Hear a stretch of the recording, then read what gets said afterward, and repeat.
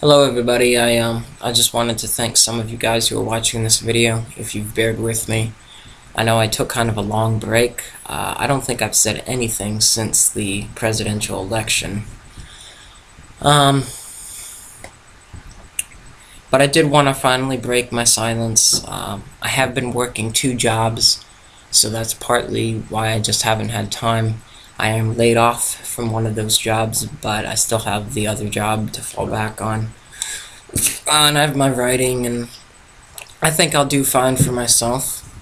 By the way, if you ever need a freelance writer, I'm right here. But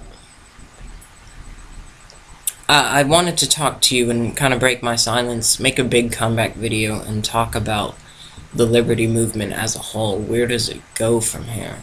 What can we do? What can we do differently?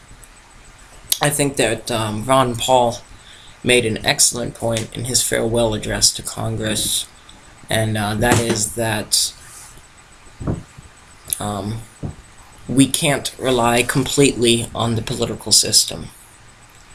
We can talk about, breaking the two-party system, and please don't misunderstand me. I'm a huge advocate of getting involved, voting, getting behind leaders that are true liberty lovers, true constitutional leadership.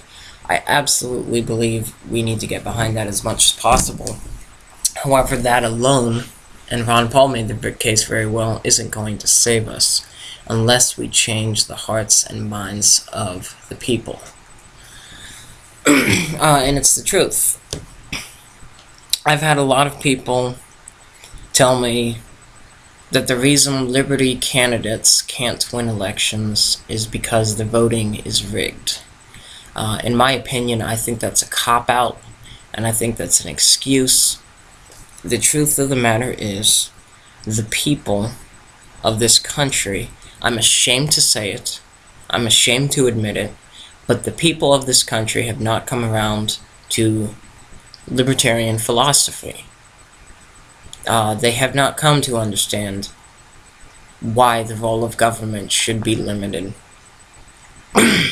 Many people want to force their views on other people. Many people want to live off of other people's money. That's just a fact that we have in today's society, and you have those two factions of people. How do you bring them together?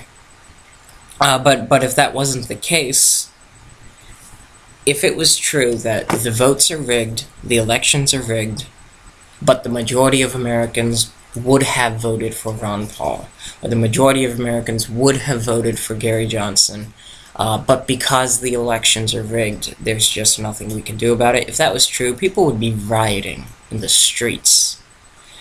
I mean, I was just reading a story the other day, I think it was in Egypt, how there were violent protests all over the country because the newly elected prime minister passed an edict that gave him too much power, that gave him and the military too much power over the people.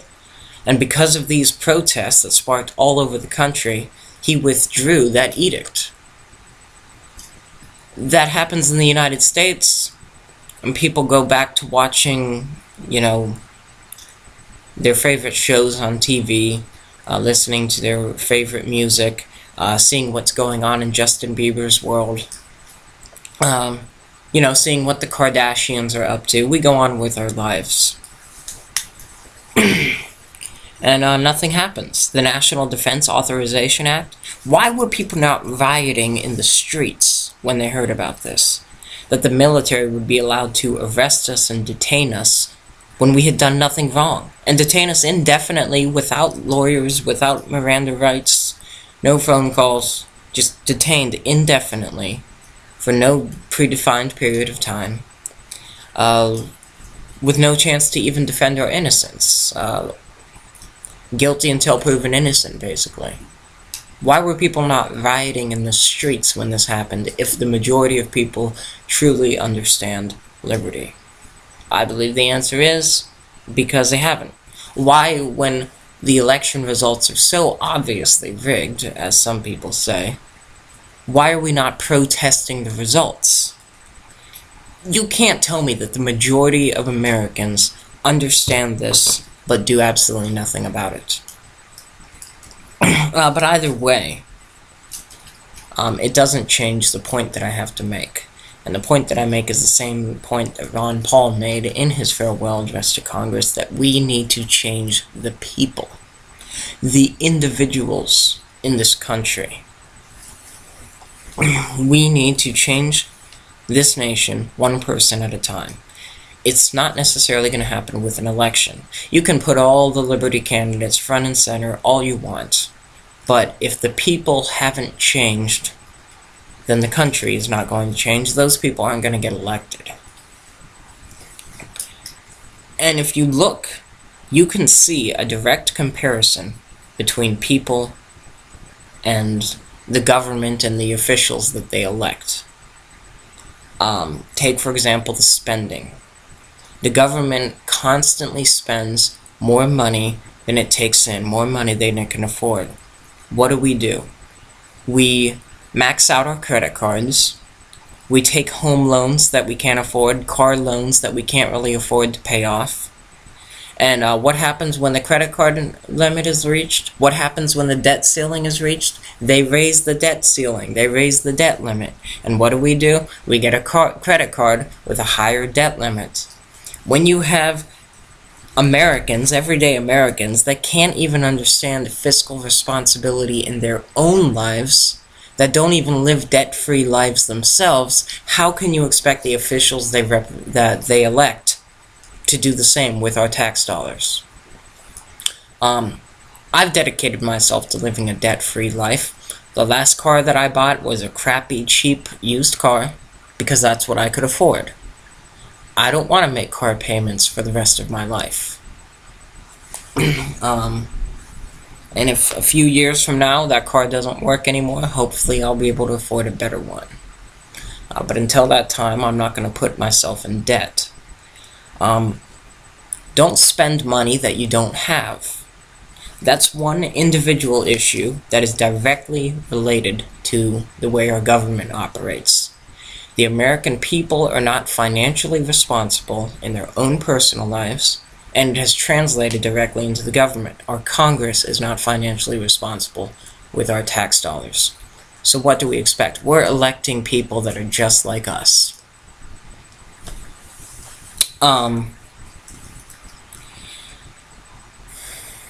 These are the issues that we need to address one person at a time. What about the collectivist mentality that we perpetuate as a nation? We put people in groups. He's black, I'm white, I'm a Christian, you're an atheist. It's no wonder that we put each other in boxes in our minds. We put stereotypes on each other.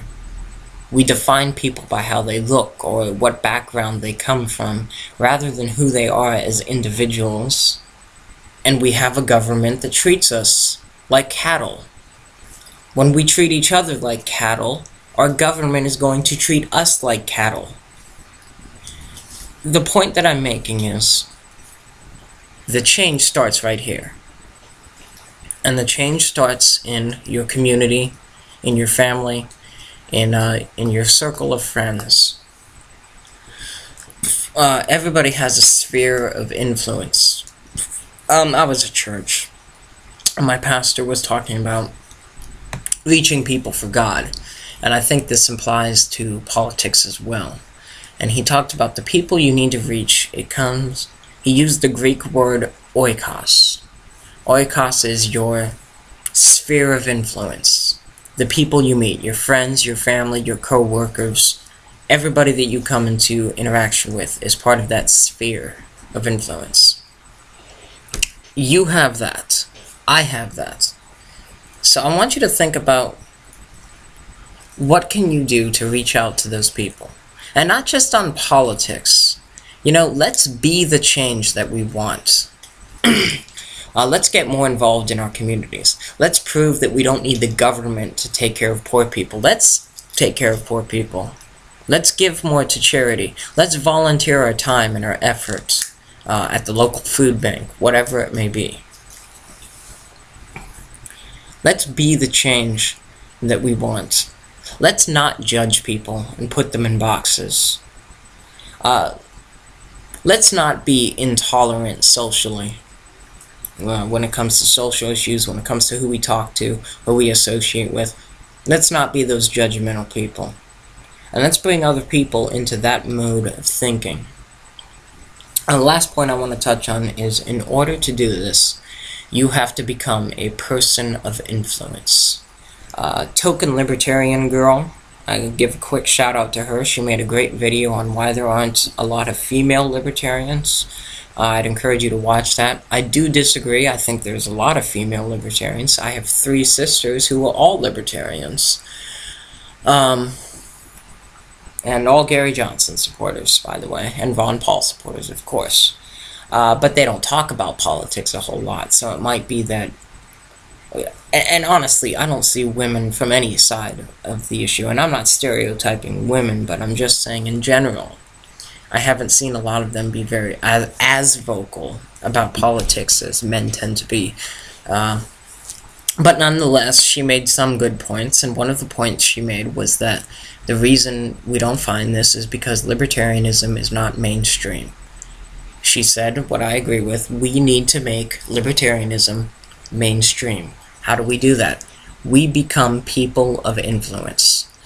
We need actors, we need authors, we need politicians, business people, lawyers, doctors, like the good Dr. No.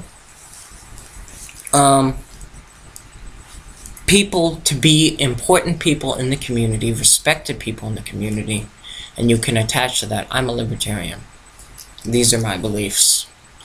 And the more people hear that, the more people will give some credibility to that. Because, you know, the human nature is to follow other people, especially people of influence. You become a person of influence simply by being all that you can be. Go to school, get that degree. Go to work hard. If you have a talent, use that talent. Do whatever you can to get your presence out there. And be that person of influence. And you can say, I am an influential libertarian. And another way is just by being good to the people around you. Taking care of your family. Being nice and helping out your friends. So these are the ways that you can help the libertarian or the liberty movement. Just by being the person you are, being who you are. It's basically volunteerism, except you're still allowed to vote. So I would encourage you guys to look into that.